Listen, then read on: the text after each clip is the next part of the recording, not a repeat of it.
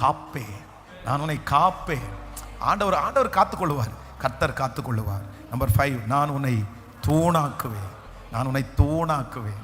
ஹல்லேலூயா. எனக்கு ரொம்ப பிடிச்ச வார்த்தை என்னன்னா கடைசி, நான் என் நாமத்தை ஹல்லேலூயா எழுதுவேன், என் நாமத்தை எழுதுவேன். ஆமென். கண்களை மூடிக்கொள்ளுங்கள். நான் உங்களுக்காக ஒவ்வொருத்தருக்காக தரப்பில் நின்று ஜெபிக்க ஆசைப்படுறேன்.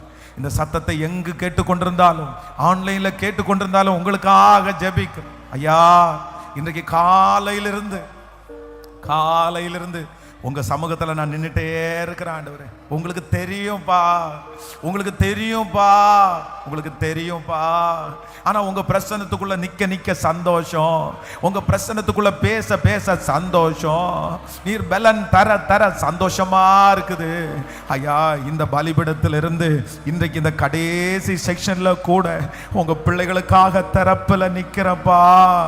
பிலதெல்பியா சபைக்கு நீங்க கொடுத்த அந்த வாக்கு தத்தத்தை இந்த சத்தத்தை கேட்டுக்கொண்டிருக்கிற ஒவ்வொரு பிள்ளைகளுக்கும், இந்த ஆலயத்தில் சுற்றி நின்று கொண்டிருக்கிற ஒவ்வொரு பிள்ளைகளுக்கும் ராஜா, இப்பொழுது நீர் கட்டளை எடுக்கிறதற்காக ஸ்தோத்திரம் ஆண்டவரே.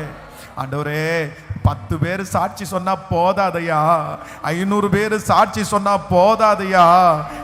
கலந்து கொண்ட ஒவ்வொருத்தரும் இந்த சத்தத்தை கேட்ட ஒவ்வொருத்தரும் சாட்சி சொல்லணும். நீங்க சாட்சியா நிறுத்தணும். உங்களை தவிர வேற யாரும் அதை செய்ய முடியாது ஆண்டவரே, செய்ய முடியாதுப்பா. நன்றி ஆண்டவரே. உங்களுடைய பிள்ளைகளுடைய ஜெப குறிப்பெல்லாம் பலிபீடத்தில் இருக்குது, போன்ல வந்திருக்குது ஆண்டவரே. அந்த ஜெப குறிப்புகள் சாட்சியின் குறிப்பா சீக்கிரமா மாறட்டும் ஆண்டவரே, மாறட்டும்பா.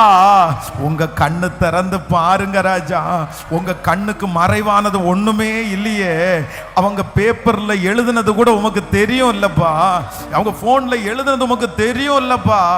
அந்த அற்புதம் நடப்பதாக என் சபை ஜனங்கள் ஒவ்வொருத்தரையும் இன்னும் ஊன்ற கட்டுங்கப்பா. இன்னும் நிறைய ஒற்றுமையை கொடுங்க ராஜா. இந்த ஊழியத்திற்கு விரோதமாய் போராடணும்னு நினைக்கிற சத்துருடைய கிரியையை இயேசுவின் நாமத்தினால கட்டி நாங்கள் அப்புறப்படுத்தி ஜெபிக்கிறோம்ப்பா. சோத்திரம் ஆண்டவரே.